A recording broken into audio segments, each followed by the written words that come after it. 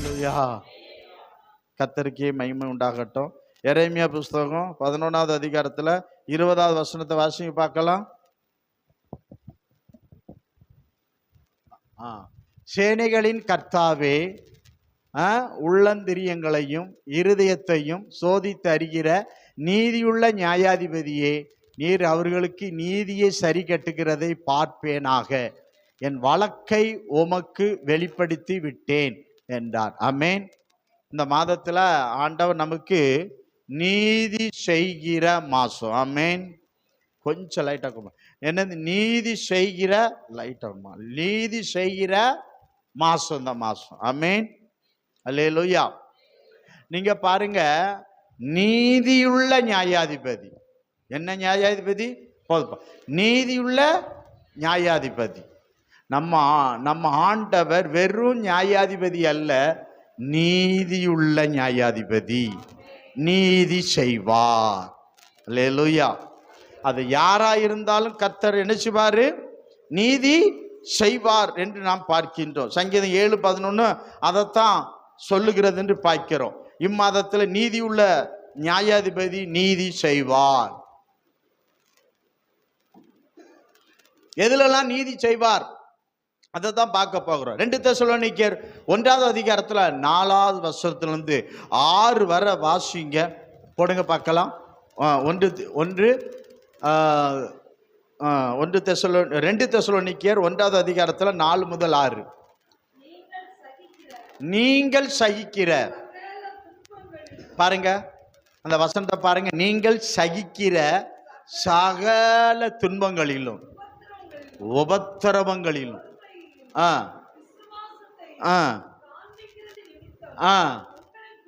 உங்களை குறித்து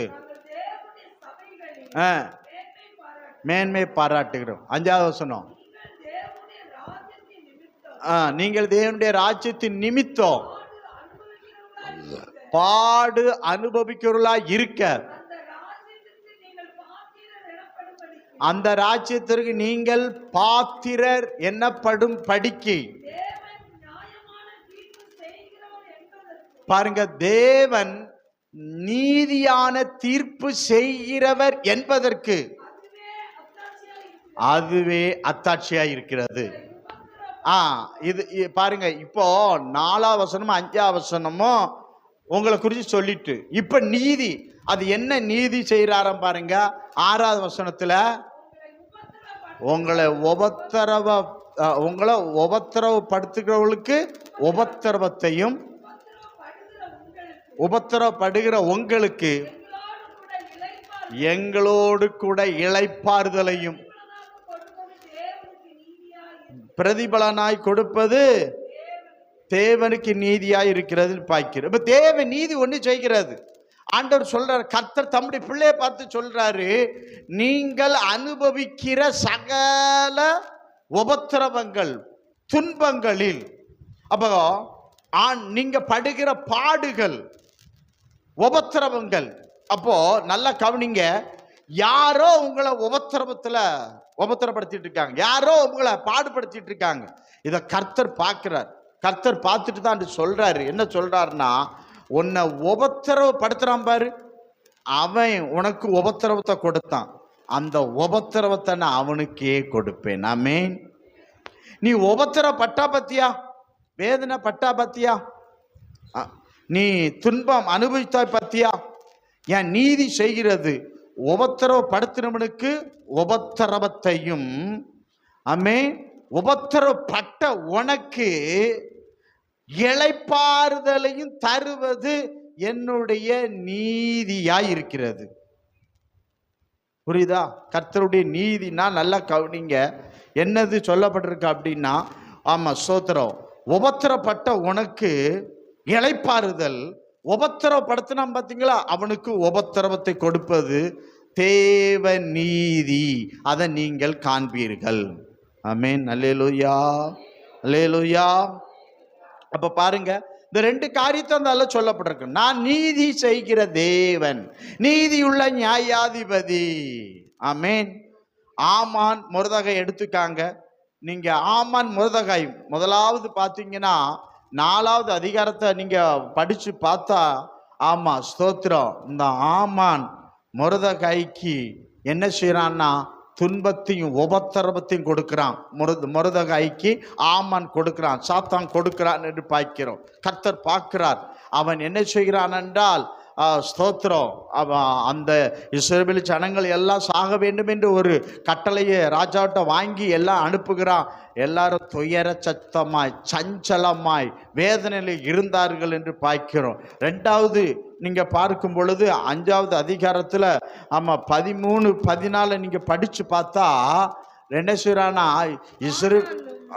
அந்த யூதனாகிய மொர்தெகாய் ராஜாவின் அரண்மனை வாசலில் உட்கார்ந்திருக்கதை நான் காணும், அவையெல்லாம் எனக்கு ஒன்றுமில்லை என்றான். ஆமென். அப்பொழுது அவன் மனைவியாகிய சிரேசும் அவனுடைய சிநேகிதர் எல்லோரும் அவனை பார்த்து, 50 முழ உயரமான ஒரு தூக்கு மரம் செய்யப்பட வேண்டும், அதிலே மொர்தெகாயை தூக்கி போடும்படி நாளைய தினம் நீ ராஜாவுக்கு சொல்ல வேண்டும், பின்பு சந்தோஷமாய் ராஜாவுடனே விருந்துக்கு போகலாம் என்றார்கள். இந்த காரியம் ஆமானுக்கு நன்றாய் கண்டதினால் தூக்கு மரத்தை செய்வித்தார். அல்லேலூயா, அல்லேலூயா. நீங்க கவனிங்க, முதல்ல அந்த ஜனங்கள் எல்லாம் சாக வேண்டும் என்று கட்டளை, ராஜாட்ட கட்டளை வாங்கி அனுப்பிட்டான். அப்போ அந்த மரண செய்தியை கேட்டு எல்லாம் உபத்திரவத்திலும் துன்பத்திலும் சஞ்சலத்திலும் அழுது கொண்டு இருக்கிறார்கள். 2வது ஒரு காரியம் பண்றான். என்ன பண்றான்னா, ஆமா மொர்தெகாயை தூக்கு மரத்துல போடும்படி என்ன செஞ்சான், தூக்கு மரத்தை பண்ணிட்டு ராஜா விருந்து கூப்பிட்டுருக்கான், அங்கே போய் பேசு, இந்த மொர்தெகாய்க்கு தூக்கு மரத்தை பண்ணி வச்சிருக்கிறேன், அவன் அதில் தூக்கி போடப்பட வேண்டும் என்று சொல்லி அவன் என்ன செஞ்சான், நீ சொல்ல வேண்டும் என்று சொன்னான். இது நன்றாய் இருந்ததினால் என்ன செய்தான் அப்படின்னா, தோத்திரம், அல்லேலூயா, தூக்கு மரத்தை செய்துட்டு எங்க போனாரு, ராஜாவிட்ட போயிட்டான்னு பாய்க்கிறோம். ஆமே, ராஜாவிட்ட போயிட்டான்னு பாய்க்கிறோம். ராஜாவை பார்க்க வரார். நீங்க 6வது அதிகாரத்துல பாருங்க, ராஜாட்ட பார்க்க வரும் பொழுது அங்க சம்பவம் மாறி இருக்குன்னு பாய்க்கிறோம். என்ன மாறி இருக்கிறது, ராஜா கணம் பண்ற மனுஷன் யாருப்பா? ஆமே, நம்ம தூக்கு மரத்தை தூக்கு போட சொன்னா ராஜா ஏற கழுதுல அவனை ஏற்றி இவன் நடக்க ஆரம்பிச்சுட்டானின்னு பாய்க்கிறோம். ஆமேன், அல்லேலூயா. அந்த பவனி முடிஞ்சு வரும் பொழுது சொல்லப்பட்டிருக்கு பாருங்க, எஸ்தர் 6வது அதிகாரத்தில் 12ஆம் வசனம்.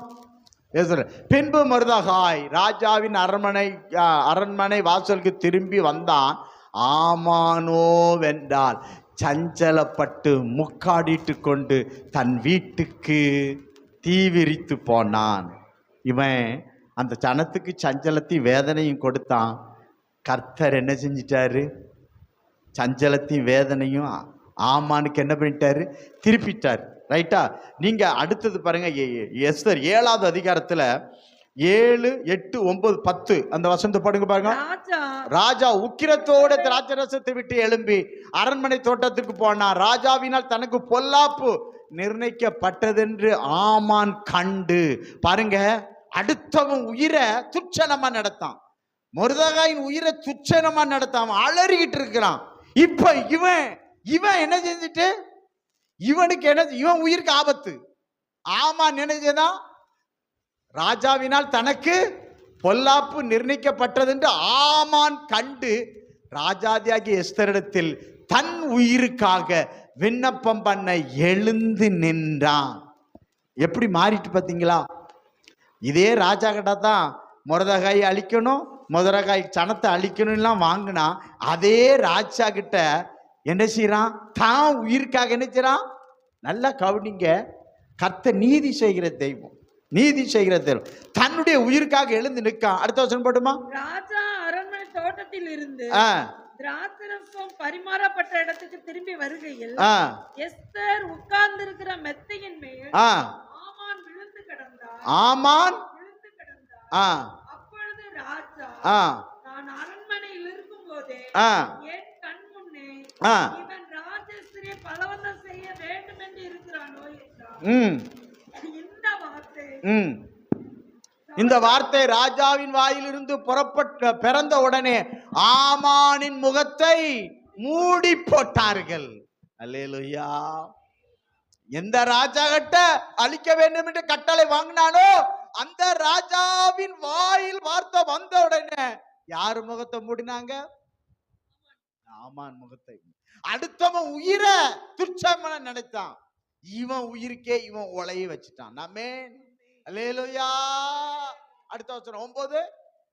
அப்பொழுது ராஜ சமூகத்தில் இருக்கிற பிரதானிகளில் அற்பேனா என்ன ஒருவன், இதோ ராஜாவின் நன்மைக்காக பேசின மொர்தெகாய்க்கு ஆமான் செய்வித்த 50 முழ உயரமான தூக்கு மரம் ஆமானின் வீட்டடை நாட்டப்பட்டு இருக்கிறது என்றான். அப்பொழுது ராஜா அதிலே அவனை தூக்கி போடுங்கள் என்றான். 10. அப்படியே ஆமான் மொர்தெகாய்க்கு ஆயத்தம் பண்ணின தூக்கு மரத்தில்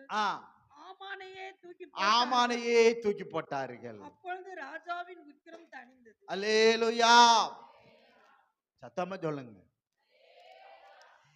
எதை விதைக்கமோ அதையே அறுப்போம். அடுத்தவங்களை கெடுத்தா உன்னை கெடுக்க ஒருத்தன் வருவான். அடுத்தவங்களுக்கு தீங்கி செஞ்சா அது நீ விதைக்கிறா. விதைச்ச விதை, மாங்காய் விதைச்சா மாங்காய் தான் இருப்பா, தேங்காய் விதைச்சா தேங்காய் தான் இருப்பா, வேற ஒண்ணும் வராது. புரியுதுங்களா? சோத்திரம். நன்மை விதைச்சா மேன்மை வரும், தீங்க விதைச்சா வருத்தம் வேதனை வரும், வேதனை வரும். அப்ப பாருங்க, நல்லா கவனிங்க. அப்ப ஆண்டவர் பார்த்தாரு, இவன் என்ன செஞ்சானா, தீங்குக்கு மேல தீங்கு செஞ்சான்.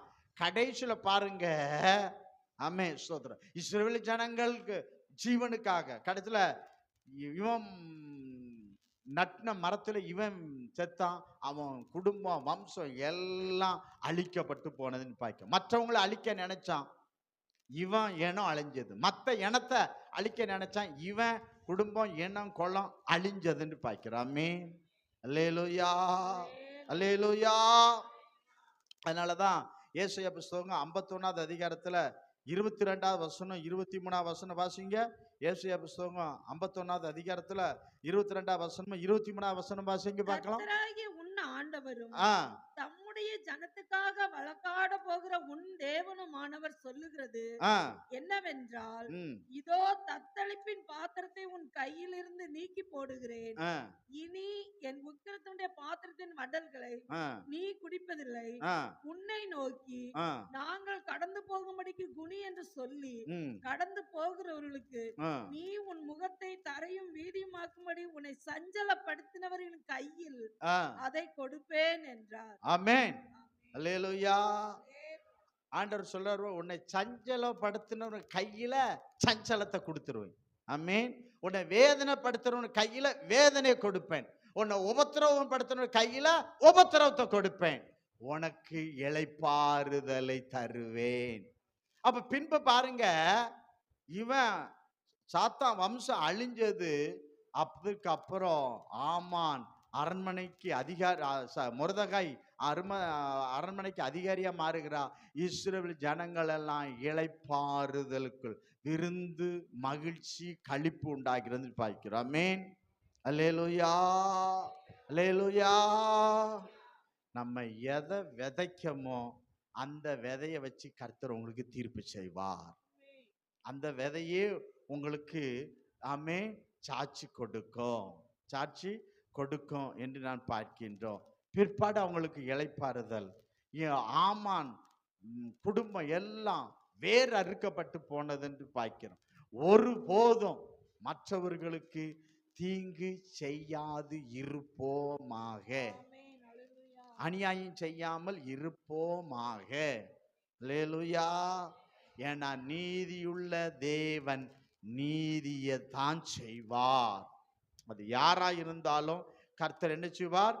நீதியை தான் செய்வார் என்று நாம் பார்க்கின்றோம். ஆமென், அல்லேலூயா, அல்லேலூயா. இன்னும் ஒரு காரியத்தை எடுத்து சொல்ல பாருங்களாம். ஆதியாகமம் புஸ்தகத்தில் 15வது அதிகாரத்துல 13, 14 வசனத்துல ஆபிரகாம் பார்த்து கர்த்தர் சொல்லுகிறார். அப்பொழுது அவர் ஆபிரகாம் நோக்கி, உன் சந்ததியார் தங்களுடைய அல்லாத அந்நிய தேசத்திலே பரதேசிகளாய் இருந்து அத்தேசத்தாரை சேவிப்பார்கள் என்றும் அவர்களால் 400 வருஷம் உபத்திரவப்படுவார்கள் என்று நீ நிச்சயமாய் அறிய கடவார். ஆனா 14 ஆண்டவர் சொல்றாரு, இவர்கள் சேவிக்கும் அந்த ஜாதியை நான் நியாயம் தீர்ப்பேன். இவங்க எத்தனை வருஷம் உபத்திரப்படுத்தினாங்க? 400 வருஷம் உபத்திரப்படுத்தாங்க. நான் என்ன செய்வேன்? நீதி செய்வேங்கிறார். ஆமென். என்ன செய்றார்? நான் நீதி செய்வேன் என்று சொல்லுகிறார். அல்லேலூயா, அல்லேலூயா. யாத்திராம் புஸ்தகம் 1வது அதிகாரத்துல 11, 12, 13, 14 படிச்சு பாருங்க. அந்த வசனம் சொல்லுகிறது. அப்படியே ஆ அவர்களை சுமை சுமக்கிற வேலையினால் ஆ ஒடுக்கும்படிக்கு ஆ அவர்கள் மேல் விசாரணைக்காரரை வைத்தார்கள். ஆ அப்பொழுது அவர்கள் பார்வோனுக்காக வித்தோம் ராமசேஸ் என்னும் பண்டசாலை பட்டணங்களை கட்டினார்கள். ம் ஆனாலும் அவர்களை எவ்வளவு ஒடுக்கினார்களோ ம் அவ்வளவாய் அவர்கள் பலுகி பெருகினார்கள். ம் ஆகையால் அவர்கள் இஸ்ரவேல் புத்திரரை குறித்து எரிச்சல் அடைந்தார்கள். ஆ எகிப்தியர் இஸ்ரவேல் புத்திரரை கொடுமையாய் வேலை வாங்கினார்கள். போதும். வாசிங்க. சாந்தம் செங்கலும் ஆகிய ஆ இவைகளை செய்யும் வேலையினாலும் ம் வயலில் செய்யும் சகலவித வேலையினாலும் அவர்களுக்கு அவர்கள் ஜீவனையும் கசப்பாக்கினார்கள். அல்லேலூயா. சத்தமா சொல்லுங்கம்மா. இப்போ எகிப்துல அடிமையா இருக்காங்க. அவங்க வேலை கொடுத்ததையோ இவங்க வேலை செஞ்சதையோ கர்த்தர் குறை சொல்லல. நல்லா கவனிங்க. ஆண்டவர் இந்த உலகத்துல வேலை செய்யணும், புரியுதுங்களா? ஆனா இவங்க என்ன பண்ணாங்க? வேலையில அவங்களுக்கு எப்படி நடத்தினாங்க? அந்த நடத்திப்பு எப்படி இருந்தது? கொடுமையாய் நடத்தினார்கள். உங்களுக்கு புரியுதா? வேலை ஒரு இடத்துல நம்ம வேலை செய்யறோம், தேவையான அந்த வேலையை மட்டும் ஓகே. ஆனா கொடுமையாய் வேலை செய்யும்படி கொடுமைப்படுத்தப்பட்டார்கள். அவர்களை செய்வித்த எல்லா வேலைகளும் அவர்களை கொடுமையாய் நடத்தினார்கள். பாருங்க, வேலை அவன் செய்யறான், ஓகே. நல்லா கவனிங்க. எந்த இடத்துல வேலை செய்யறோமோ நம்ம வேலை செய்யணும். ஆனா கர்த்தர் இதுல என்ன பண்ணாங்கன்னா, அவன் வேலை மட்டும் செய்யல, வேலை அதிகமா செய்யும்படி அவர்களை கொடுமைப்படுத்தினார்கள். இதைத்தான் கர்த்தர் பார்க்கிறார். இங்கதான் கர்த்தர் தராச வைக்கிறாரு. அக்கௌண்ட் வேலை செய்யக்கூடாது அப்படின்லாம் நம்ம விடக்கூடாது. நமக்குன்னு இருக்கிற வேலை என்ன செய்யணும். ஆனா அவன் எக்ஸ்ட்ரா என்ன பண்றான்னா, அந்த வேலையை செய்யும் போது அவர்களை என்ன செய்யறான்? கொடுமைப்படுத்தினான், அடிக்கிறான், உதைக்கிறான், அவங்களை என்ன செய்யறான்? வேதனைப்படுத்துறான். தோத்திரம். அல்லேலூயா, அல்லேலூயா. அதான் யாத்திரா 3வது அதிகாரத்துல உடனே பார்க்காரு. 7, 8, 9 படிச்சு பாருங்க. என் சனம் படுகிற உபத்திரவத்தை, அந்த பெருங்குரலை கேட்டு நான் இறங்கி வந்திருக்கிறேன். இந்த சனத்தை நான் எகிப்தியருடைய கையிலிருந்து விடுவித்து அவர்களுக்கு பாலும் தேனும் ஓடும் நலமும் விசாலமான ஒரு தேசத்துக்கு கொண்டு போவேன் என்று அந்த வசனத்துல அவர் என்ன செய்றாரு? மோசே எழுப்பி சொல்ல வைக்கிறார், சிவிச்சன் சொல்றாரு. நீங்க ரொம்ப இந்த எகிப்து தேசத்துல பாடுபட்டு இருக்கீங்க, உபத்திரப்பட்டு இருக்கீங்க. உங்களுக்கு கானான் என்ற ஒரு தேசத்துல இளைப்பாறுதல் தேசம். கையில் சொல்லுங்க பார்க்கலாம். என்ன தேசம்? இளைப்பாறுதல் தேசம். அந்த தேசத்து வாங்க, நீங்க அங்க இளைப்பாறலாம். அது நலமும் விசாலமான தேசம், ஒடுக்கமில்லாத தேசம், ஆமென், நெருக்கமில்லாத தேசம், சமாதானம் சந்தோஷம் நிறைஞ்ச தேசம், சத்துனுடைய இது இருக்காது, நீங்க வாங்க அப்படின்னு சொல்லி மோசே மூலம் சுவிசேஷம் சொல்லப்படுகிறது. சுவிசேஷம் சொல்லப்பட்டதுனால ஜனங்கள் சுவிசேஷத்தை கேட்டதுனால சாத்தானுக்கு என்ன செஞ்சிட்டான்? கூட கொஞ்சம் கோபமாயிற்று. ஆமென். சாத்தானுக்கு என்ன செஞ்சிட்டு? கூட கொஞ்சம் கோபமாயிற்று. நீங்க பாருங்க, யாத்திராகமம் புஸ்தகம் 5வது அதிகாரத்துல 9ல இருந்து 19 வரை படிங்க. பாருங்க சாத்தான் என்ன பண்ணான்னு பாருங்க. அந்த மனிதர்கள் மேல் முன்னிலும் அதிக வேலையை சுமத்துங்கள், அதில் அவர்கள் கஷ்டப்படும் வீண் வார்த்தைகளுக்கு அவர்கள் செவிடாதீர்கள் என்று கட்டளையிட்டார். பாருங்க, அந்த மனிதர்கள் மேல் முன்னிலும் அதிக வேலையை சுமத்துங்கள். ஐயா, வேலைக்கு தக்கன கூலி, அப்படிதானே? ஒரு மனச்சாட்சி இருக்கா? அந்த வசனத்தை பாருங்க. ஒரு ஆள் பிடிக்கலன்னு உடனே என்ன செஞ்சிடக்கூடாது? அதிக வேலையை சுமத்தக்கூடாது. ஆமென், அல்லேலூயா. ஒரு ஆள் பிடிக்கல, எடுக்கல, எரிச்சல் இருக்கு அப்படின்னா அவனுக்கு வேலைக்கு தக்கன கூலிக்கு தக்கன வேலையை கொடு, வேலைக்கு தக்கன கூலியை கொடு. அதுக்கு மிஞ்சும் போது கர்த்தர் தலையிடுவார். ஆமென். அப்ப பாருங்க, என்ன பண்ண, அந்த மனிதர்கள் முன்னிலும் அதிக வேலையை சுமத்துங்கள். ஏற்கனவே அதிகம் கொடுமையா நடத்துறான். அப்போ அதில் அவர்கள் கஷ்டப்படட்டும். வேலையே கஷ்டப்பட்டு செய்யறது தான். இவன் என்ன செய்ய? அதிக கஷ்டப்படட்டும், உபத்திரப்படட்டும், வேதனைப்படட்டும். என்ன செய்யறாங்க? அடுத்த வசனம் 10வது வசனம். அப்பொழுது ஜனங்கள் ஆளோட்டிகளும் அவர்கள் தலைவர்களும் புறப்பட்டு போய் ஜனங்களை நோக்கி, உங்களுக்கு வைக்கோல் கொடுப்பதில்லை, நீங்களே போய் உங்களுக்கு அகப்படுகிற இடங்களில் வைக்கோல் சம்பாதிங்கள், ஆனாலும் உங்கள் வேலையில் ஒன்றும் குறைக்கப்படுவதில்லை என்றே பார்வோன் சொல்லுகிறார் என்றார். அப்பொழுது வைக்கோலுக்கு பதிலாக தாளடியில் சேர்க்கும்படி ஜனங்கள் எகிப்தியெங்கும் சிதறி போனார்கள். ஆளோட்டிகள் அவர்களை நோக்கி, வைக்கோல் இருந்த நாளில் செய்தபடி உங்கள் வேலைகளை ஒவ்வொரு நாளிலும் செய்து முடியுங்கள் என்று சொல்லி அவர்களை துரிதப்படுத்தினார்கள். பார்வோனுடைய ஆளோட்டிகள் இஸ்ரவேல் புத்திரர் மேல் வைத்து அவர்களுடைய தலைவர்களை நோக்கி, செங்கல் வேலையில் நீங்கள் முன் செய்தது போல நேற்று முறை ஏன் செய்யவில்லை என்று கேட்டு அவர்களை அடித்தார்கள். அப்பொழுது இஸ்ரவேல் புத்திரர் பார்வோனிடத்தில் போய் சத்தமிட்டு, உமது அடியாருக்கு நீர் இப்படி செய்கிறது என்ன?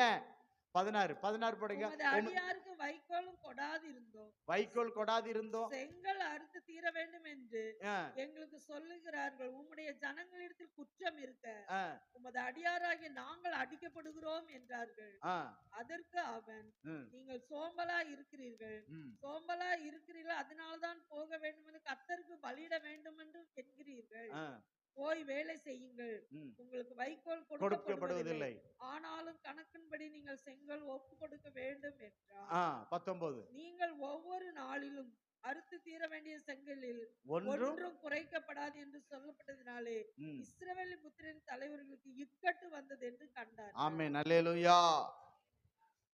அப்ப பாருங்க, ஆண்டவர் என்ன சொல்லிட்டார்னா, முன்பு என்ன செய்வாங்கன்னா, வயல் வேலைக்கு போனா அவன் வயல் வேலைக்கு ஆயுதம் கொடுப்பாங்க, அறுக்க ஆயுதம் கொடுப்பாங்க, அதுக்கு இடம் கொடுப்பாங்க, எல்லாம் பண்ணுவாங்க.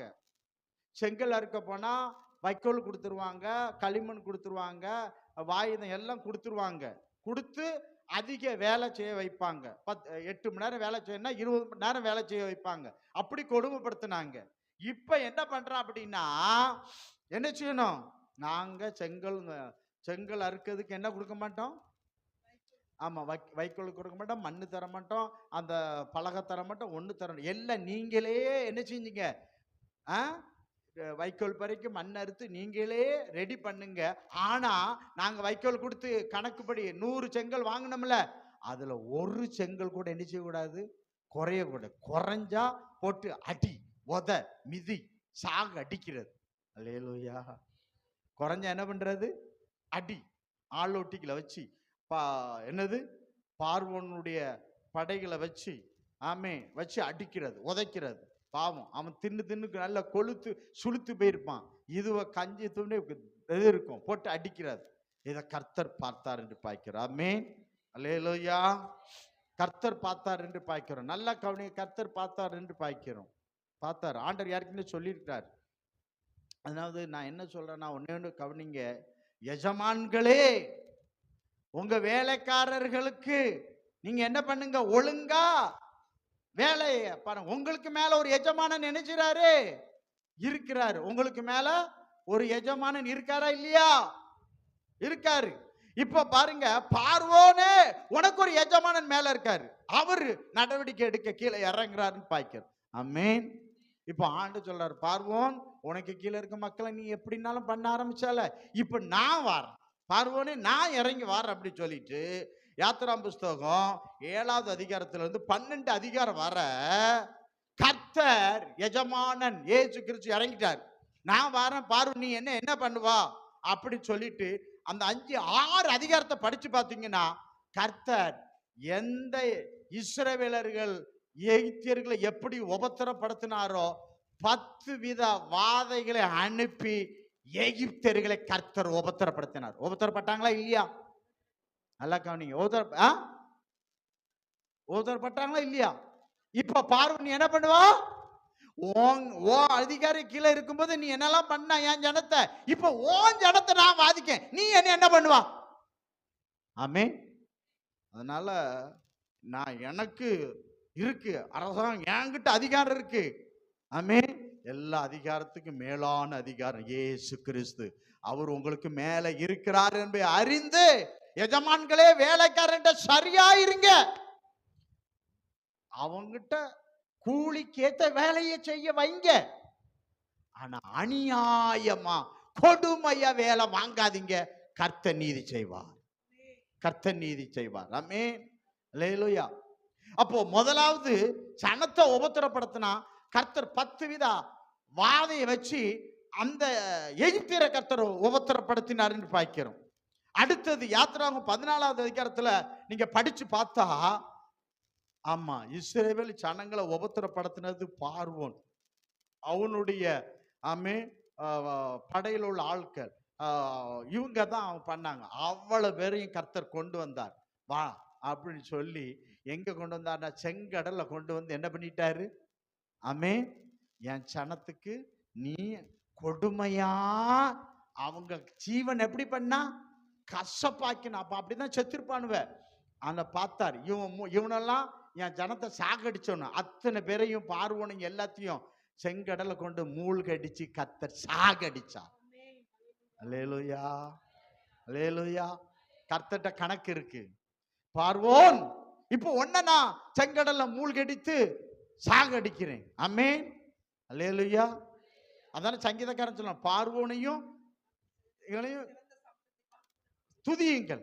இப்ப நான் பார்வோன், இப்ப என் ஜனத்தை நீ அழிக்க நினைச்ச அழிச்சா, இப்ப நான் உன்னையும் உன் ஜனத்தை உபத்திரப்படுத்த உன்னை நான் இப்ப அழிக்க போறேன். என்ன யாரு கேட்பா? பார்வோன் அவன் ஜனத்தை எங்க போற ஒருவனும் தப்பி போகல.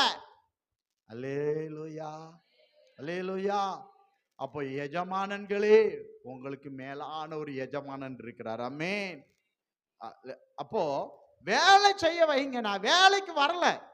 எந்த இடத்துல வேலை செஞ்சாலும் நம்ம செய்யற சம்பளத்துக்கு என்ன செஞ்சிடணும்?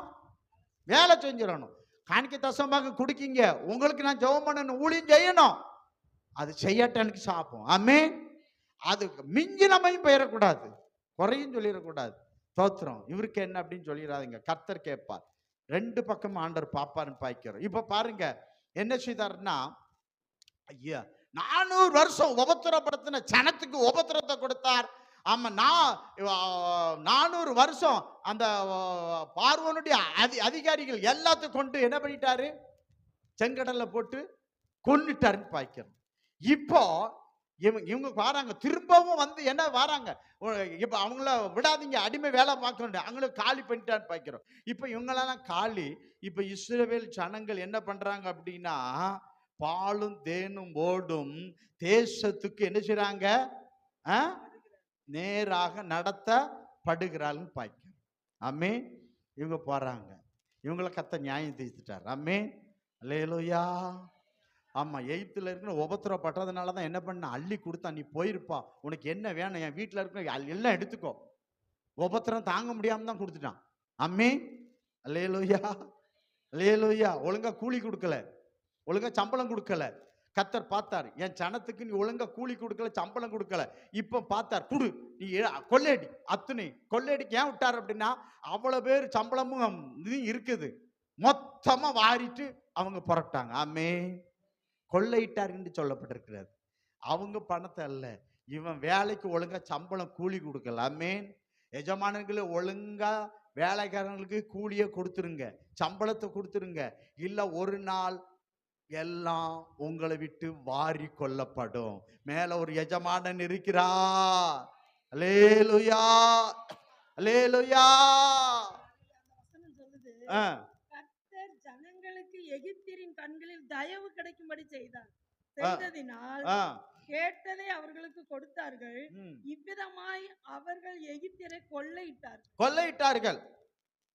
ஒழுங்கான கூலி கொடுக்கல, ஒழுங்கான சம்பளம் கொடுக்கல, கொடுமையா நடத்தினாங்க, அவங்கள பயங்கர பாடுபடுத்தினாங்க.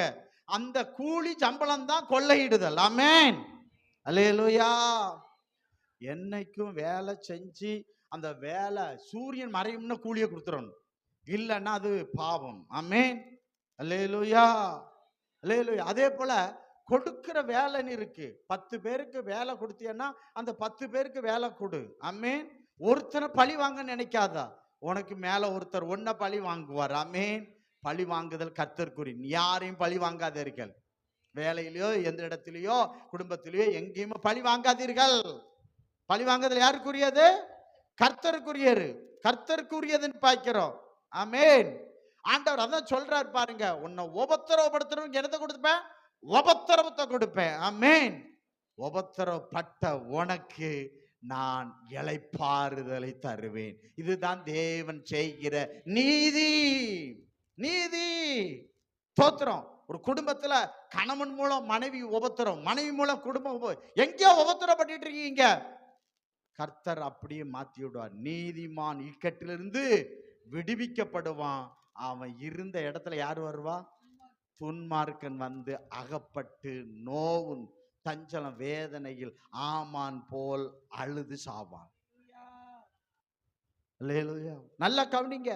அதனாலதான் எனக்கு பலன் இருக்கு, எனக்கு அதிக இது இருக்கு, நான் இப்படித்தான் உபத்திரப்படுறேன். ஒரு நாள் கர்த்தர் மாத்துவார். மாத்துவாரா மாத்த மாட்டாரா? அவர் நீதி செய்யும் போது ஒருவனும் தப்பி போக முடியாது. எகிப்தில் உள்ள பார்வோனும் தப்பி போகல, வீரர்களும் தப்பி போகல என்று பார்க்கிறோம். தேவன் நீதியுள்ள நியாயாதிபதி. அவர் நீதி செய்வார். உபத்திரப்படுகிற உனக்கு ஆமென் இளைப்பாறுதல். உன்னை உபத்திரப்படுத்துறான் பாரு, அவனுக்கு உபத்திரமும். இதுதான் தேவன் நீதி என்று 2 தெசலோனிக்கேயர் 1:6 நமக்கு சொல்லுகிறது என்று பார்க்கிறோம். ஆமென் அல்லேலூயா. அதனால யாரையும் நம்ம உபத்திரப்படுத்திடக்கூடாது. மாமனோ மருமகளோ, சித்தப்பாவோ சித்தியோ, கணவனோ மனைவியோ, பிள்ளையோ, யாரையும் நம்ம என்ன செய்யக்கூடாது? உபத்திரப்படுத்தக்கூடாது. தாய் மகளை உபத்திரப்படுத்தினா அந்திய காலத்துல கர்த்தர் உபத்திரப்படுத்துவார். தாயை,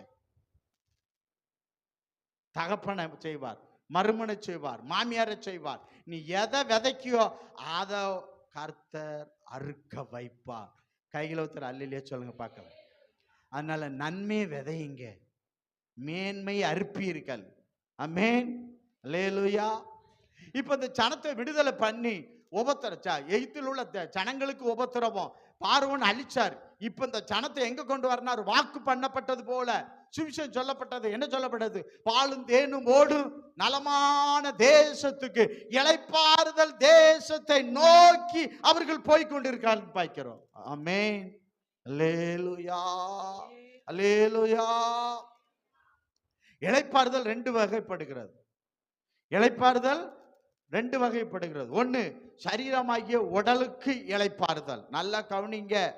இந்த சரீரமாகிய உடலுக்கு இளைப்பாறுதல். 2 மரித்த பின் ஆத்துமாவுக்கு இளைப்பாறுதல். ஆமென். மரிச்ச பிற்பாடு ஆத்துமாவுக்கு இளைப்பாறுதல். மரிச்ச. அதனாலதான் சங்கீதம் 116:7 சொல்லுகிறது. போடுங்க அந்த வசனத்தை வாசிக்க பார்க்கலாம். இது மரித்த பின்பு அது சொல்லப்பட்டிருக்கு பாருங்க. 116:7 சங்கீதம். என் ஆத்துமாவே கர்த்தர் உனக்கு நன்மை செய்தபடியினால் உன் ஆத்துமா இளைப்பாறுதலுக்கு திரும்பும். ஆமென் தோத்திரம். இது மரித்த பிற்பாடு. நீங்க நல்லா கவனிங்க. மத்தேயு சுவிசேஷம் 12வது அதிகாரத்துல 43வது 3 வசனத்தை பாருங்க. அதை வாசிக்க பார்க்கலாம். அந்த சொல்லப்பட்டிருப்பாருங்க. அசுத்த ஆவி ஒரு மனுஷனை விட்டு புறப்படும் போது வறண்ட இடங்களில் அலைந்து இளைப்பாறுதல் தேடியும் கண்டடையாமல், ஆமென், நான் விட்டு வந்த என் வீட்டுக்கு திரும்பி போவேன் என்று சொல்லி அங்கே வந்து அந்த வீடு வெறுமையாகவும் பெருக்கி சோடிக்கப்பட்டதாகவும் இருக்க கண்டு 45 திரும்பி போய் தண்ணிலும் பொல்லாத வேறு 7 ஆவிகளை தன்னோடு கூட்டி கொண்டு வந்து உட்புகந்து அங்கே குடியிருக்கு. அப்பொழுது அந்த மனுஷனுடைய முன்னிலைமையிலும் அவன் பின்னிலைமை அதிக கேடு உள்ளதா இருக்கும். அப்படியே இந்த பொல்லாத சந்ததியாருக்கு சம்பவிக்கும் என்று கர்த்தர் சொல்லுகிறார். இது யாருக்கு இந்த வசனம் சொல்லப்பட்டிருக்கு அப்படின்னா, நல்லா கவனிங்க, பின்மாற்றக்காரர்கள் குறித்து சொல்லப்பட்டிருக்கு. ஆமென். யாரு? பின்மாற்றக்காரர்கள் இல்ல உலகத்தானுக்கு சொல்லிக்காங்க. இப்ப பாருங்க, இந்த ஆவியை யாரும் துரத்தல. இந்த ஆவி என்ன செய்யல? நல்லா கவனிங்க. ஏறத்தர அப்படி அந்த ஆவி என்ன செய்யல? 43வது வசனம் பாருங்க. 43வது வசனம். அசுத்த ஆவி ஒரு மனுஷனை விட்டு புறப்படும் போது, இப்ப யாரு துரத்துனா? யாரும் துரத்தல. அது தன்னாலதான் என்ன செய்யுது? போகுது. போனா அது எங்கெல்லாம் தேடி பார்க்க அதுக்கு என்ன இல்ல? இளைப்பாறுதல். இளைப்பாறுதல் தேடியும் கண்டடையாமல்.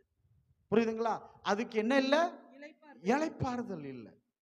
இப்ப இது என்ன செய்யறதுன்னா, என்ன பண்ணுதுன்னா திரும்பி வந்து பாக்குது. நான் விட்டு வந்தா ஒரு மனுஷனை பாருங்க, அவன் வெறுமையா இருந்தானா, அவனோட பரிசுத்தாவி இருந்தா உள்ள வர முடியாது.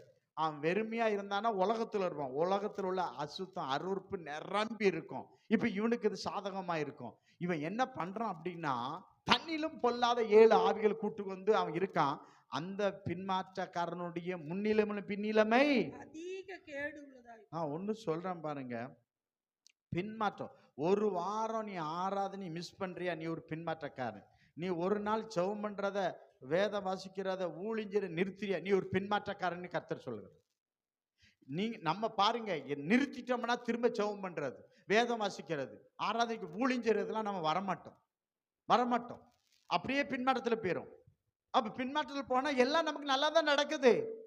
என்ன சர்ச்சுக்கு போனா என்ன, போவட்டா என்ன, போனா கொஞ்சம் உபத்திரம் வருது, போகலாம் நல்லா தான் இருக்குது. ஆனா நீ பின்மாற்றத்துல போயிட்டு இருக்கா, அவன் முன்னிலைமையிலும் பின்னிலைமை எப்படி இருக்குமா, அதிக கேடு பாடு. அல்லேலூயா. இன்னைக்கு அநேகர் சர்ச்சுக்கே போறது கிடையாது. என்ன போறது கிடையாது? அப்ப அவங்க யாரு? பின்மாற்றக்காரன். பின்மாற்றக்காரன் என்ன பண்ணுவான்? பேச்சுலாம் எப்படி இருக்கும்? நாடக நடிகர் மாதிரி பேசுவான். ஆனா வாழ்க்கை எப்படி இருக்குதுமா, கேடு பாடா இருக்கும். வாழ்க்கை எப்படி இருக்கும்? கேடு பாடா இருக்கும். எங்க இருந்தாலும் ஆமென், கர்த்தரை ஞாயிற்றுக்கிழமை என்ன செய்யணும்? ஆராதரிக்கணும். பத்மதீவுல தனி ஆளா இருக்கான். யாரு? யோவான்.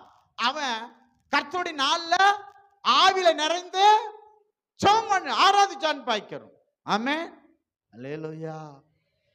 பத்மதீவுல ஆராதிச்சான். அப்போ கர்த்தரை ஆராதிக்கிறதுக்கு சாக்கு புக்கு சொல்லவே கூடாது. தூரமா இருக்கு, சரியா இல்ல, அங்க இல்ல. இது யாரு பேசும் அப்படின்னா, பின்மாற்றக்காரன் பேசும். பாஸ்டர் சரியில்லை, சர்ச்சு சரியில்லை, யாரு பேசுவா தெரியுமா? பின்மாற்றக்காரன் பேசுவான். ஏன்னா அவனுக்கு உள்ள யார் இருக்கா? சாத்தான் இருக்கான். அதனால என்ன சும்மா, சர்ச்சு சரியில்லை, பாஸ்டர் சரியில்லை, பிரசங்கம் சரியில்லை, எது நீ சரியா முதல்ல.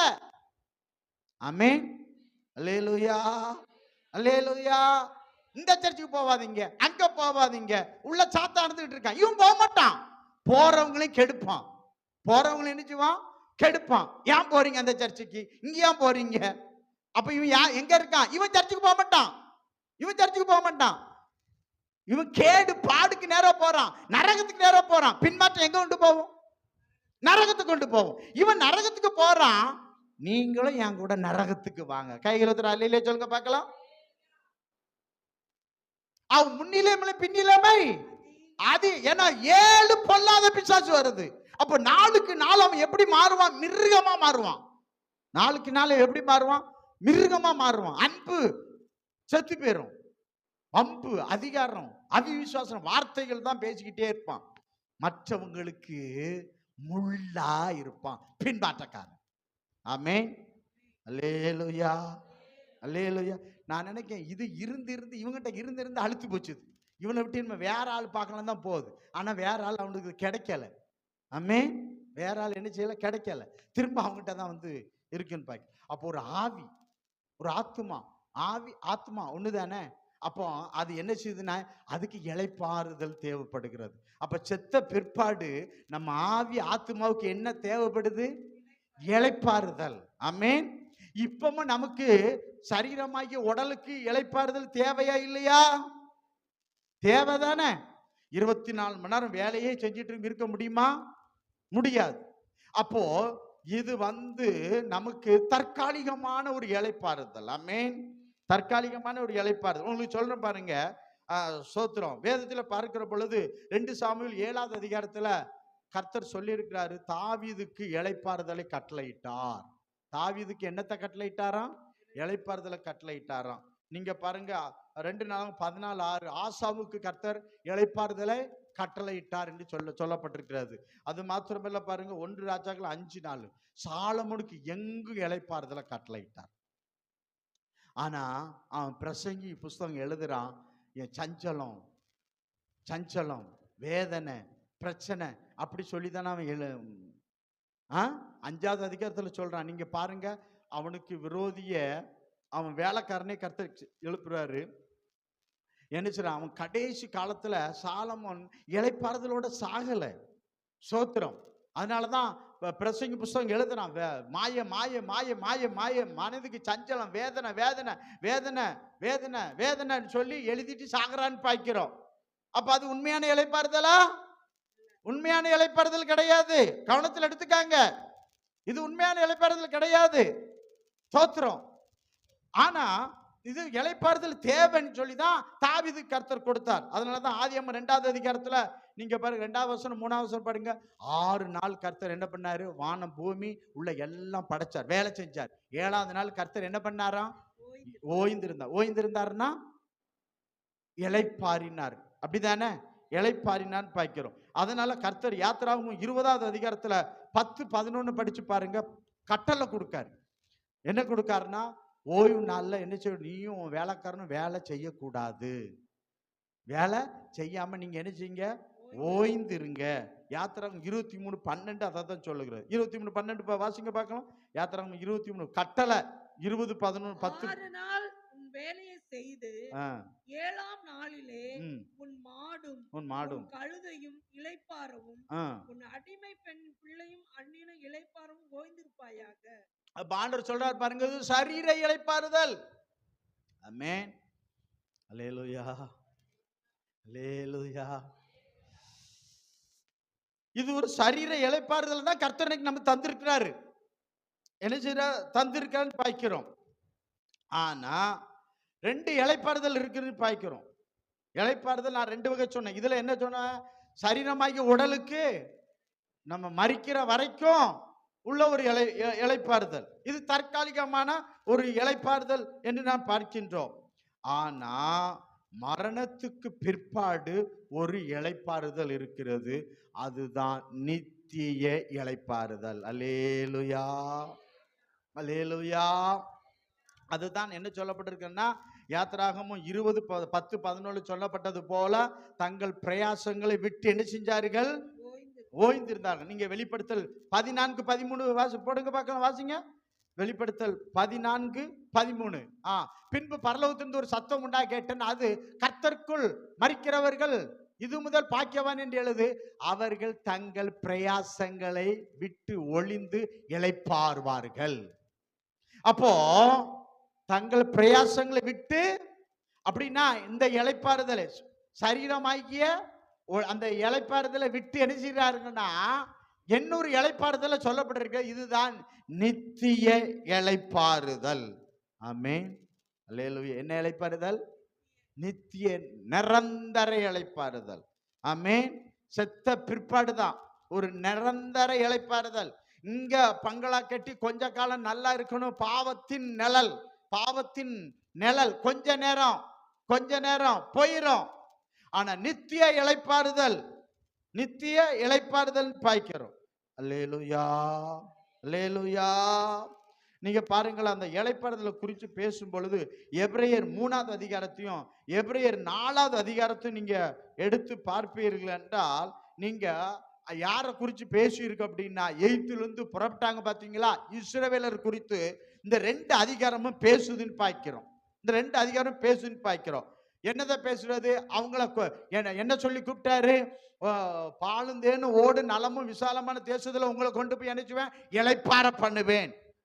அப்படி வாக்கு பண்ணி ஆண்டவர் அங்க கானான்னு கொண்டு வந்தான்னு பாய்க்கிறோம். ஆமென் அல்லேலூயா அல்லேலூயா.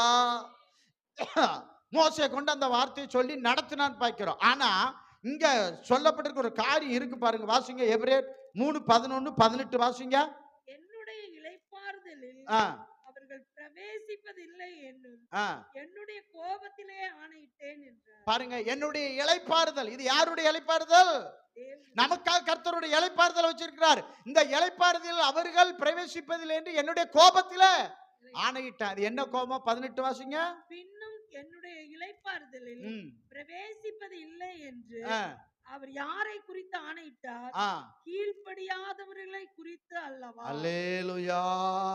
ஆதலால் அவிசுவாசத்தினாலே அவர்கள் அதில் பிரவேசிக்க கூடாமல் போனார்கள். அப்படின்னா எகிப்திலிருந்து புறப்பட்ட இஸ்ரவேலர்கள், நீங்க எபிரேயர் 4வது அதிகாரத்துல 1 முதல் 11 வரை படிச்சு பார்த்தா, எகிப்திலிருந்து புறப்பட்ட இஸ்ரவேலர்கள் கர்த்தருடைய வார்த்தைக்கு அவங்க கீழ்ப்படியல. கர்த்தர் சொன்ன வார்த்தை அவர்கள் நம்பல. யார்கள் கீழ்ப்படியலையோ, யார்கள் நம்பலையோ, அவர்கள் கானான் தேசத்தின் இளைப்பாறுதலை சென்றடையவில்லை. அல்லேலூயா. அவர்களை பார்த்தா அதை சொல்றார், நான் கொடுக்கிற இளைப்பாறுதலுக்கு யாரு? என் வார்த்தைக்கு என்ன செய்யணும்? இப்ப நான் வாசிக்கவங்க நேரம் இல்லை. எப்ரேயர் 4வது அதிகாரத்துல 1 முதல் 11 வரை வீட்டுல போய் படிச்சு பாருங்க. அங்க ஆண்டவர் அருமையா சொல்லியிருக்காரு. வசனம் சொல்லப்பட்டது, விசுவாசம் இல்லாம கேட்டாங்க, கீழ்ப்படியல. விசுவாசமும் கீழ்ப்படிதல் இல்லாதனால கர்த்தர் கொடுத்த இளைப்பாறுதலுக்கு 6 லட்சம் புருஷர்கள் புறப்பட்டார்கள். ஆனா 2 பேர் தான் அந்த இளைப்பாறுதலை சந்தித்தார்கள். அல்லேலூயா. ஆனா உபாகமம் புஸ்தகம் 1வது அதிகாரத்துல பாருங்க, 34, 35, 36 வாசிங்க. உபாகமம் புஸ்தகம் 1வது அதிகாரத்துல 34, 35, 36 பாருங்க. உங்கள் பிதாக்களுக்கு கொடுப்பேன் என்று நான் ஆணையிட்ட அந்த நல்ல தேசத்தை இந்த பொல்லாத சந்ததியாரியாக மனுஷரில் ஒருவரும் காண்பதில்லை. ஒருவரும் காண்பதில்லை. எங்க எய்தோல் பரவிட்டாங்க பாத்தீங்களா? ஒருவரும் காண்பதில்லை என்றும் எப்னையின் குமாரனாகிய காலேப் மாத்திரம் அதை காண்பான். அவன் கர்த்தரை உத்தமமாய் பின்பற்றினபடியினால் நான் அவன் மிதித்து வந்த தேசத்தை அவனுக்கும் அவன் பிள்ளைகளுக்கு கொடுப்பேன் என்று ஆணையிட்டார். 37 அன்றியும் உங்கள் நிமித்த கர்த்தர் என் மேல் கோபம் கொண்டு நீயும் அதில் பிரவேசிப்பதில்லை. அல்லேலூயா. உனக்கு முன்பாக நிற்கிற நூனியின் குமாரனாகிய யோசுவா அதில் பிரவேசிப்பான். அவனை திடப்படுத்து, அவனே அதை இஸ்ரவேலுக்கு சுதந்திரமாக பங்கிடுவான். இப்ப கர்த்தர் சொல்றார் பாருங்க, மோசையும் கீழ்ப்படியல. அதனால கர்த்தர் பார்த்தாரு, நீ அதுல போக மாட்டேன்னு சொல்லிட்டாரு. அப்ப நல்லா கவனிங்க, ஒன்ன நீங்க நல்ல ஞாபகத்துல வச்சுக்காங்க. கர்த்தர் நமக்கு இன்னைக்கு ஒரு இளைப்பாறுதலை கர்த்தர் நமக்கு வச்சிருக்கிறாரு. நீங்க இந்த இளைப்பாறுதல்லாம் பாலும் தேனும் உள்ள ஒரு இளைப்பாறுதல் பாய்க்கிறோம். இந்த இளைப்பாறுதலுக்கு அவங்க போக முடியாம காரணம் என்னன்னா, கீழ்ப்படிதல் இல்லை, விசுவாசம் இல்லை. கர்த்தருடைய வசனத்தை கேட்டு கீழ்ப்படியலை, கர்த்தருடைய வசனத்தை அவருக்கு விசுவாசிக்கலை. அப்போ விசுவாசிக்காதவன் கீழ்ப்படியாதவன் அத்தனை பேரும் கர்த்தர் கானான் தேசத்தில் இளைப்பாறுதல்ல மோசையும் ஆரோனும் கூட போகலை. அந்த விசுவாசித்த கீழ்ப்படிந்த யோசுவாவும் காலேப்பும் போனார்கள். கைகளோதர் அல்லேலே சொல்லி பார்க்கலாம். ஆமென், அல்லேலூயா. அதனாலதான் எபிரேயர் 4வது அதிகாரத்துல 9வது வசனம் வாசிங்க. எபிரேயர் 4வது அதிகாரத்துல 9வது வசனம் வாசிங்க. ஆகையால் தேவனுடைய ஜனங்களுக்கு இளைப்பாறுகிற காலம் இனி வருகிறதா இருக்கிறது. அல்லேலூயா. அப்ப அவங்க இளைப்பாறுதல் பெற்ற எதுக்கு இந்த வாசனம் அங்க இருக்கணும்? ஆமென். ஆகையால் தேவனுடைய ஜனங்கள் இளைப்பாறுகிற காலம் இனி வருகிறதா இருக்கிற. 10வது வசனம், ஏனெனில் அவருடைய இளைப்பாறுதலில் பிரவேசித்தவர் தேவன் தம்முடைய கிரியைகளை முடித்து ஓய்ந்தது போல தானும் தன் கிரியைகளை முடித்து ஓய்ந்திருப்பான். அதான் வெளிப்படுத்தல் 14:13. கர்த்தருக்கு மரிக்கிறவர்கள் பாய்க்கலாம். அவங்க தங்கள் பிரயாசங்களை என்ன செஞ்சிட்டாங்க? பிறந்ததுல இருந்து மரிக்கிற வரைக்கும் விட்டு என்ன செஞ்சிட்டாங்க? ஓஞ்சிட்டாங்க, முடிஞ்சு போச்சு. இனி அவங்களுக்கு என்னது? கர்த்தருக்குள்ள மரிச்சிருக்கணும். அவங்களுக்கு என்னது? நித்திய இளைப்பாறுதல். அல்லேலூயா. கர்த்தருக்குள்ள மரிக்கணும் அப்படின்னா அதுதான் வேதம் சொல்லுகிறது. நல்லா கவனிங்க. மத்தேயு சுவிசேஷம் 11:28, 29 என்ன சொல்லுது? வருத்தப்பட்டு பாரஞ்சமுக்கிறவர்களை எல்லாரும் என்னிடத்தில் வாருங்க, நான் உங்களுக்கு என்ன தருவேன்? இளைப்பாறுதல் தருவேன். 29 சாந்தமும் மனத்தாழ்மையுமா இருக்கிறேன், என் நுகத்தை உங்கள் மேல் ஏற்றுக்கொண்டு என்னிடத்தில் கற்றுக்கொள்ளுங்கள், அப்பொழுது உங்கள் ஆத்துமாவுக்கு இளைப்பாறுதல் கிடைக்கும். அப்ப இயேசுவை ஏற்றுக்கொண்டாதான் உங்க ஆத்துமாவுக்கு என்ன கிடைக்கும்? இளைப்பாறுதல் கிடைக்கும். அல்லேலூயா, அல்லேலூயா. அப்ப கர்த்தருக்குள்ள மரிக்கணும். கர்த்தருக்குள்ள மரிச்சாதான் நித்திய இளைப்பாறுதல். அப்போ அந்த நித்திய இளைப்பாறுதல் இயேசுவை ஏற்றுக்கொண்டு இயேசு கிறிஸ்துக்குள்ள மரிக்கிறவங்களுக்கு தான் இந்த நித்திய இளைப்பாறுதலை பெற்றுக்கொள்ள முடியும். ஆமென், அல்லேலூயா, அல்லேலூயா.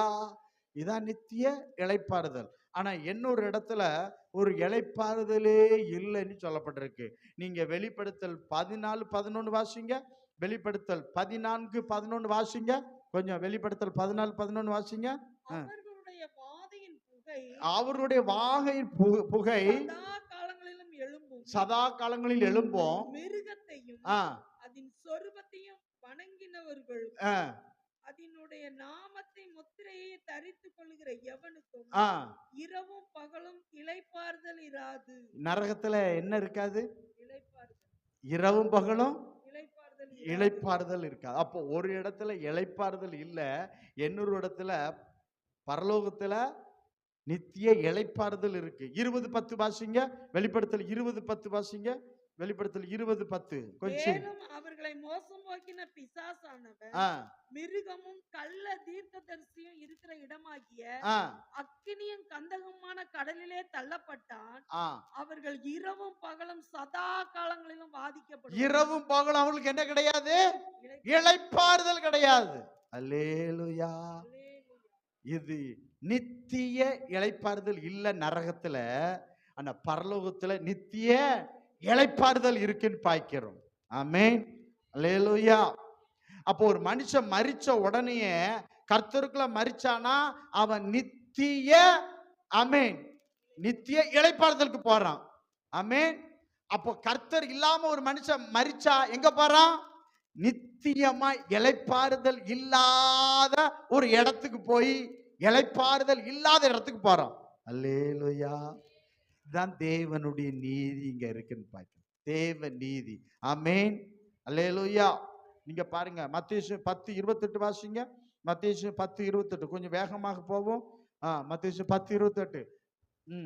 ஆத்துமாவை கொல்ல வல்லவராய் இராமல் சரீரத்தை மாத்திரம் கொள்ளுகிறவர்கள் நீங்கள் என்ன செய்ய வேண்டாம்? பயப்பட வேண்டாம். ஆத்துமாவையும் சரீரத்தை நரகத்திலே அழிக்க வல்லவருக்கு என்ன செய்யுங்க? பாருங்க. அப்ப ஆத்துமாவை நரகத்துல தள்ளுகிறவருக்கு என்ன செய்யுங்க? பயப்படுங்க. சரீரத்தை கொலை செய்யறவனுக்கு பயப்பட வேண்டாம். தானியில தூக்கி சிங்கத்துல போட பண்ணாங்க, அவன் பயப்படல. ஆமென். என்ன செய்யல? பயப்படல. சாத்ராக் மேஷாக் அக்கினி இருந்து பயப்பட, ராஜாவே உமக்கும் உம்முடைய அக்கினிக்கு நாங்க பயப்படுறது, சரீரத்தை குறித்து பயப்படவே மாட்டோம். ஆமென். அல்லேலூயா. அல்லேலூயா. யோபுவ பிசாசு உச்சத்திலிருந்து உள்ளங்கால் வரைக்கும் சரீரத்துல வியாதியை கொடுத்தான், அதை குறிச்சு யோபு பயப்படவே இல்லை. ஆமென். அல்லேலூயா. அல்லேலூயா. அல்லேலூயா. அப்ப ஆத்துமா அதான் சொல்லப்படும். சங்கீதம் 116:7 சொல்லுகிறது, என் ஆத்துமாவே உன் இளைப்பாறுதலுக்கு திரும்பு. எங்க போவா? ஒன்னு இளைப்பாறுகிற ஒரு இடம் இருக்கு, என்னோட இளைப்பாறு இல்லாத ஒரு இடம் இருக்கு. ஆத்துமானுக்கு எங்க போகும்? மத்தேயு 16:26 சொல்லுகிறது, ஒருவன் உலகம் முழுவதும் ஆதாயப்படுத்தினாலும், மனுஷன் உலகம் முழுவதையும் ஆதாயப்படுத்தி கொண்டாலும் தன் ஜீவனை நஷ்டப்படுத்தினா அவனுக்கு லாபம் என்ன? தன் மனுஷன் தன் ஜீவனுக்கு ஈடாக எண்ணத்தை, ஜீவன் என்பது ஆத்துமா, எண்ணத்தை கொடுப்பான். எண்ணத்தை கொடுப்பான். இன்னைக்கு மனுஷன் என்ன சொல்லப்பட்டிருக்குன்னு பாருங்க. என்ன சொல்லப்படுது? லூக்கா 12:15. எவ்வளவுதான் ஆஸ்தி இருந்தாலும் அந்த மனுஷனுக்கு அது ஜீவன் இல்லைன்னு சொல்லப்பட்டிருக்கு. லூக்கா 12:15 சொல்லுகிற பாருங்க. பின்பு அவர்களை நோக்கி, ஏனெனில் ஒருவன் எவ்வளவு திரளான ஆஸ்தி இருந்தாலும் அது அவனுக்கு ஜீவன் அல்ல. அப்போ ஜீவன் அல்லாத ஆஸ்தி, பணம், வெள்ளி, அதுக்கு இன்னைக்கு மனுஷன் ஓடிக்கிட்டு இருக்கிறான். இதனால என்ன செஞ்சிருந்தான்? உலகத்தை ஆதாயப்படுத்திருந்தான். ஆனா ஆத்துமாவை என்ன பண்ணிருந்தான்? நஷ்டப்படுத்தி விடுகிறான் பார்க்கிறோம். ஆமென். அல்லேலூயா. அல்லேலூயா.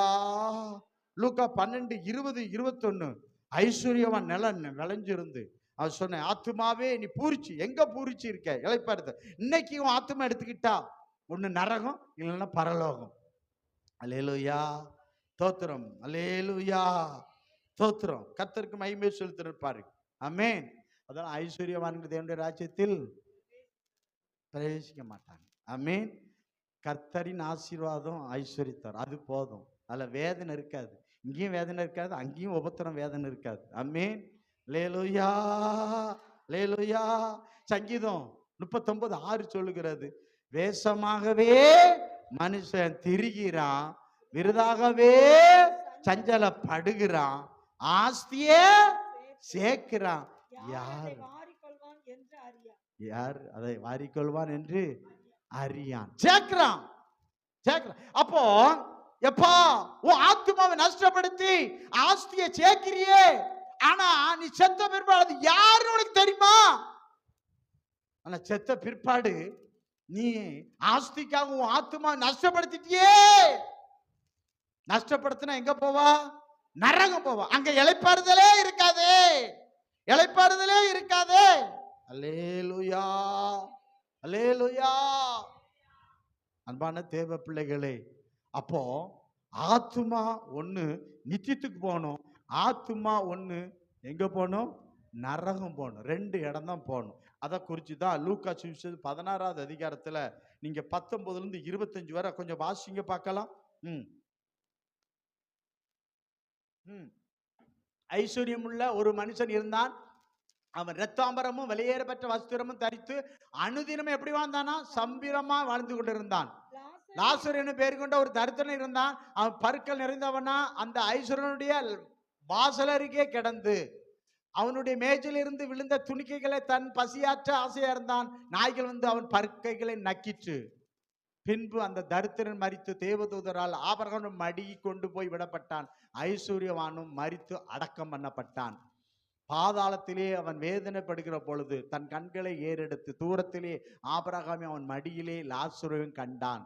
அப்பொழுது அவன் தகப்பனாகி ஆபிரகாம், நீர் எனக்கு இறங்கி லாசரு தன் விரலின் நுனியை தண்ணீரில் தோய்த்து என் நாவை குளிரப்பட அவனை அனுப்ப வேண்டும். இந்த அக்னிச்சோழனை வேதனைப்படுகிறேன். இப்போ 2 பேர் அட் அ டைம்ல மரிக்காங்க. ஒருத்தன் எங்க போறான்? ஐஸ்வர்யன் எங்க போறான்? நரகம், இளைப்பாறுதல் இல்லாத இடத்துக்கு போறான். ஒருத்தன் ஆபிரகாம் மடி என்பது அது பரதேசி. பாதாளம் 2ஆ பிரிக்கப்படுகிறது. ஒன்று பரதேசி, ஒன்று நரகம். நரகத்துல அக்கினி, காரிருள், பல்கடிப்பு அங்க இருக்கு. ஆனா இங்க பரதேசில என்ன இருக்கு? இளைப்பாறுதல் இருக்கிறது. அங்க யார் இருக்கா? லாசர் இருக்கிறான். ஆபிரகாம் மடினாலே ஒரு இளைப்பாறுதல். தாயின் மடி இளைப்பாறுகிற ஒரு இடத்துக்கு ஒரு அடையாளமா சொல்லி இருக்குன்னு பார்க்கிறோம். அப்ப அவன் இளைப்பாறுகிட்டு இருக்கான். ஆனா இவன் என்ன பண்றான்? என்ன சொல்றான்? இங்க வாரம் அவன் இளைப்பாறக்கூடாது, அவனை என்கிட்ட அனுப்பும், அவனு வந்து என்கிட்ட வேதனைப்படட்டும். இவன் நல்லா இருக்கும்போது அந்த மேஜையிலிருந்து கூட கீழே விழல. இப்ப இவன் என்ன கேட்கான்? எப்ப நீ உன் மேஜையிலிருந்து சாப்பிட்டு விழுந்து கொடுக்கலையே, இப்ப எப்படி நீ கேட்கலாம்? தேவை நீதி என்ன செய்யும்? இப்ப கேட்கான். அவன் தாகமா இருக்கிறேன், கொஞ்சம் ஒரு கிளாஸ் தண்ணி வேண்டாம். அவன் லாசருடைய கையை என்ன விரல முக்கி என் நாக்கில் வச்சா போதும்னு கேட்கிறான். நீ வச்சியா? நீ வைக்கல. நன்மை செய்ய திராணி இருக்கும்போது செய்யத்தக்கவளுக்கு செய்யாம பண்ண அதுவே என்னது? பாவம். இப்ப பண்றான். என்ன சொல்றான்? அவனை வர சொல்லணும். என் கூட வந்து என்ன செய்யும்? இந்த மார்த்தாள் மாதிரி, ஆண்டவரே மரியாதை ஏன்ட வர சொல்லும். சில ஆளுக்கு அப்படித்தான். நானே கெட்டு குடிச்சோரா போயிட்டு இருக்கிறேன், நீ நல்லா இருந்தாலும் பாக்கியோ, வா என் கூட வந்து சாகு. இப்ப அவன் நரகத்துல போய் என்ன செய்யறான்? அவனை என் கூட அனுப்பும். நான் இவனுக்கு புத்தி எங்க போச்சு பாத்தீங்க. இவன் எப்படி என்ன சொல்லியிருக்கணும்? ஆபிரகாமே, நான் அங்க வர எனக்கு உதவி செய்யும். இந்த கெட்ட எங்க போனாலும் கெட்ட புத்தி தான். இப்ப இவன் என்ன கேட்டிருக்கோன்னா, என்னையும் இவ்விடத்துல இருந்து என்ன பண்ணிடும் அப்படி அவன் இங்க கூப்பிட்டு இருக்க கூடாது. ஆமே, அதுக்கு அவர் பதில் சொல்ற. இங்க எங்க வர பெரும் பிளவு இருக்கிறது. நீ நன்மை அனுப்பிச்சா, அவன் தீமை அனுப்பிச்சா. இப்ப அவன் இளைப்பாறுக்கிறான், நீ நினைச்சிடா வேதனைப்படுகிறா அப்படின்னு சொல்லப்பட்டிருக்குன்னு பார்க்கிறோம். ஆமே, அல்லேலூயா, அல்லேலூயா.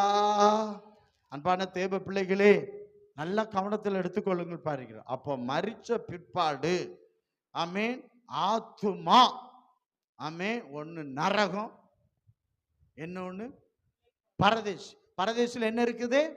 இளைப்பாறும். நம்ம ஆத்துமா போய் என்ன செய்யும்? இளைப்பாறும், தூங்காது. நீங்க அதுக்கு ஒரு வசனம் வாசிங்க பார்க்கலாம். 2 கொரிந்தியர் 12வது அதிகாரத்துல 2வது வசனம் 3வது வசனம் வாசிங்க. 2 கொரிந்தியர் 12வது அதிகாரத்துல எம்மா 2 கொரிந்தியர் 12 சோத்திரம் 2 கொரிந்தியர் 12வது அதிகாரம் 2வது வசனம் 3வது வசனம்.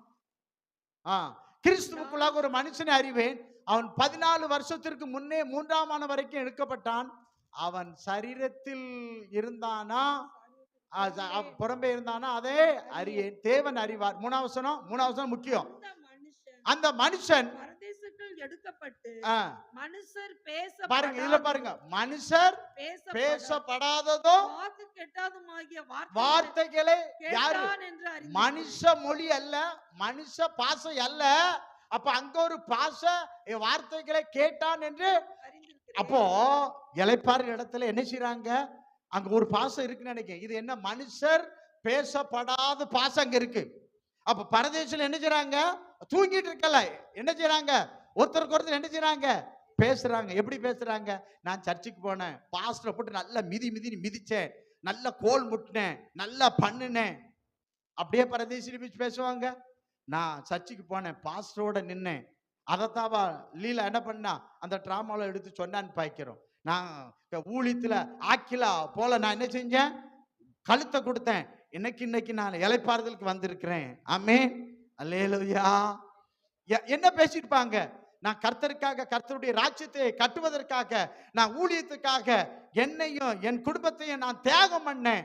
இன்னைக்கு நித்திய இளைப்பாறுதலுக்கு வந்திருக்கிறேன். ஆமென்.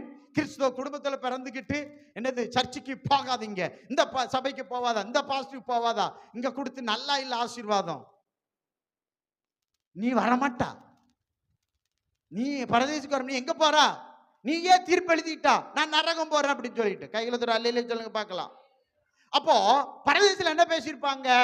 நல்ல சாட்சி கொடுத்திருப்பாங்க. எனக்கு கர்த்தர் நல்ல சபை கொடுத்தார், நல்ல போதர் தந்தார், அவர் கண்டிப்பார், நல்ல பண்ணாரு, அதனாலதான் நான் இங்கப்பா வந்தேன், நல்ல உபதேசத்தை கொடுத்தாருப்பா, நான் கேட்டேன், கீழ்ப்படிஞ்சேன், இங்க வந்துட்டப்பா. ஆனா இன்னொரு கூட்டம் என்ன சொல்லுது? என்னடி பிரசங்கம் பண்ணாலும் பாஸ்டர் குறை சொல்றது, குற்றப்படுத்துறது, விசுவாசம் கிடையாது. அப்போ கர்த்தர் சொல்றாரு, என் வார்த்தை, என் சுவிசேஷத்தை நீ என்ன செய்யல? கேட்கல. இயேசு கிறிஸ்து சுவிசேஷத்துக்கு நீ கீழ்ப்படியல, நீ எங்க போ? இளைப்பாறுதல் இல்லாத நரகம் போடி கர்த்தர் சொல்வார். நரகம் போ. ஆமென், அல்லேலூயா. ஆண்டவர் அதைத்தானே சொல்றாரு, நான் அவர்கள் என்னுடைய இளைப்பாறுதலில் வர மாட்டாங்க. யாரு? என் வசனத்தை கேளாதவன், கீழ்ப்படியாதவன், விசுவாசிக்காதவன், சபையை பற்றி குறை சொல்றவன், குற்றப்படுத்துறவன், ஊழியத்தை பற்றி குறை சொல்றவன், குற்றப்படுத்துறவன் ஒருவனும் பரதேசிக்குள்ள வர முடியாது. இவரு இந்த குறை சொல்றவன் பெர்ஃபெக்ட்டா இருப்பான்னு நினைக்கீங்க? ஐஸ்வர்யவானுக்கு அண்ணனா இருப்பாங்க. ஆமென். ஒரு போதும் என்ன செய்யாதீங்க? குறை சொல்ல. நீங்க குற்றவாளியை தீர்க்க நீங்களே செய்கிறபடினால அதே அளவு உங்களுக்கு அளக்கப்படும். ஆமென், ஸ்தோத்திரம். அப்ப என்ன பண்ணிருப்பாங்க? பரதேசில போய் அழகா பேசியிருப்பாங்க. ஆமென். கர்த்தருடைய வார்த்தை நான் விசுவாசி, கீழ்ப்படிஞ்சேன், என் தேவனுக்காக நான் என்ன செஞ்சேன்? துன்பத்தை அனுபவிச்சேன், கஷ்டத்தை அனுபவிச்சேன், தீங்கு அனுபவிச்சேன். இன்னைக்கு நான் இளைப்பாறுகிறேன். இன்னைக்கு நான் என்ன செய்யறேன்? இளைப்பாறுகிறேன். ஆமென், ஸ்தோத்திரம். சுகபோகம் ஆளுகிறவன் உயிரோடு. அப்போ இன்னைக்கு ஊழியத்துக்காக, கர்த்தருக்காக நம்ம என்ன செய்யணும்? பாடு அனுபவிக்கணும், தீங்கு அனுபவிக்கணும். அதை ஆண்டவர் பார்க்காருன்னு பார்க்கிறோம். தீங்கு அனுபவிக்கணும். இன்னைக்கு கஷ்டம் வந்துட்டு, பாடு வந்துட்டு, சர்ச்சுக்கு வர மாட்டேன், செபிக்க வர மாட்டேன் அப்படின்னு போனீங்க, நரகத்துக்கு போவான்னு கர்த்தர் சொல்றார். அங்க நித்திய இளைப்பாறுதல் இல்ல. அப்போ நித்திய இளைப்பாறுதலுக்கு வரணும், பரதேசிக்கு வரணும். பரதேசி தான் இளைப்பாறுதல் நிறைஞ்ச இடம்னு பார்க்கிறோம். அது கர்த்தருக்குள்ள மரிக்கிறவங்க தான் எங்க வர முடியும்? அப்ப இயேசுவை ஏற்றுக்கொள்ளணும். அவர் தான் நம்ம ஆத்துமாவுக்கு நித்திய இளைப்பாறுதலை தருகிறார். அல்லேலூயா, அல்லேலூயா. அதனாலதான் யாத்திராகமம் புஸ்தகம் 33வது அதிகாரத்துல 14வது வசனத்தை போடுங்க பார்க்கலாம். யாத்திராகமம் புஸ்தகம் 33வது அதிகாரத்துல 14வது வசனம் சீக்கிரம் போடுங்க. அதற்கு அவர், என் சமூகம் உனக்கு முன்பாக செல்லும், நான் உனக்கு இளைப்பாறுதல் தருவேன் என்றார். அல்லேலூயா. எகிப்திலிருந்து நல்லா கவனிச்சுக்காங்க. எகிப்திலிருந்து கர்த்தருடைய மேக ஸ்தம்பம், அக்கினி ஸ்தம்பம் என்கிற சமூகம் இஸ்ரவேல் ஜனங்கள் நடத்தி கொண்டு வந்தது. எங்க கொண்டு வந்தது? கானானுக்குள்ள கொண்டு இளைப்பாறும்படி கொண்டு வந்தது பார்க்கிறோம். இன்னைக்கும் இயேசு கிறிஸ்துவை ஏற்றுக்கொள்கிற நீங்கள், அவர் தான் வழி பரலோகம் போறதுக்கு. ஆமென். அந்த இயேசு கிறிஸ்து என்னது? நமக்கு வழி. அப்போ நித்திய இளைப்பாறுதல், தேவனுடைய பிரசன்னம் நிறைஞ்ச இடம் என்னது? பரலோகம், பரதேசம் பாய்க்கிறோம். மகிமை பிரசன்னம் இல்லாத இடம் நரகம்னு பாய்க்கிறோம். அப்ப இங்க எவ்வளவா நம்ம கர்த்தருக்கு என்ன செய்யணும்? பாடுபட்டோம். அதான் ஆண்டவர் பாப்பான்னு பாய்க்கிறோம். அதான் 2 தெசலோனிக்கேயர் என்ன சொல்லப்பட்டிருக்கு தெரியுமா? ஆமா, 2 தெசலோனிக்கேயர் 1வது அதிகாரத்துல 4:5 பார்த்தீங்கன்னா, கர்த்தருக்காக, ஊழியத்துக்காக, சபைக்காக உபத்திரப்படுறது நம்ம கர்த்தருக்காக நம்ம உபத்திரப்பட்டிருப்போம். அதைத்தான் குறித்து அதுல பேசுகிறது பாய்க்கிறோம்.